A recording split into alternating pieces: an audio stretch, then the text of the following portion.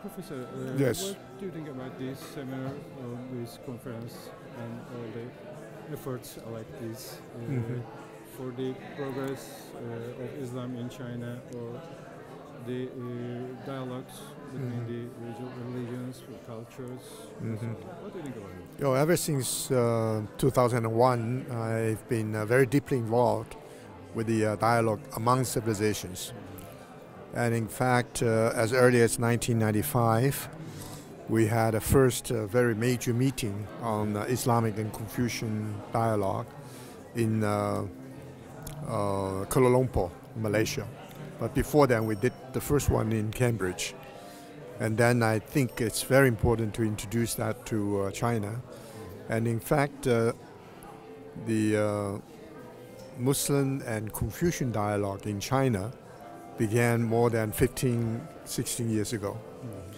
And I think dialogue is not only absolutely necessary, it is a movement that eventually, hopefully, will create a dialogical civilization. So with the help of the Turkish Women's Association in establishing a chair in Islamic studies with particular emphasis on Sufism, that in a very deep sense, not just the superficial manifestations of a religion, but a deep soul of the religious inquiry has now been introduced to China. And even though in the beginning only a limited number of people have been exposed, but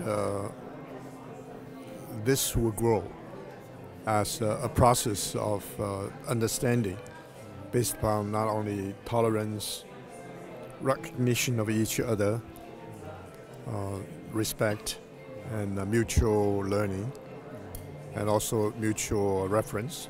And I think the time is right to celebrate difference.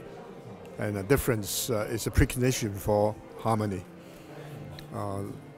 So confronting something on the surface radically different may turn out to be a liberating experience. For myself, learning from Islam helped me to understand my own tradition, like the Confucian tradition, in a broader context. So specifically, we have the Hui, which could be considered as Sinicized Muslims in China. Then we have Muslims, not just the Hui, but also non-Chinese speaking, primarily non-Chinese speaking Muslims. For example, the Uyghurs in Xinjiang. But then we have the Islamic world, which is much larger. So some classical Chinese Muslim thinkers were involved in the dual process. First, try to introduce Islam to the Chinese intellectual community, the Chinese elite, so they understand Muslim also not only their life, but Muslim spirituality as an integral part of Chinese culture. And then they also wanted to introduce China to the much larger world, which is the Islamic world.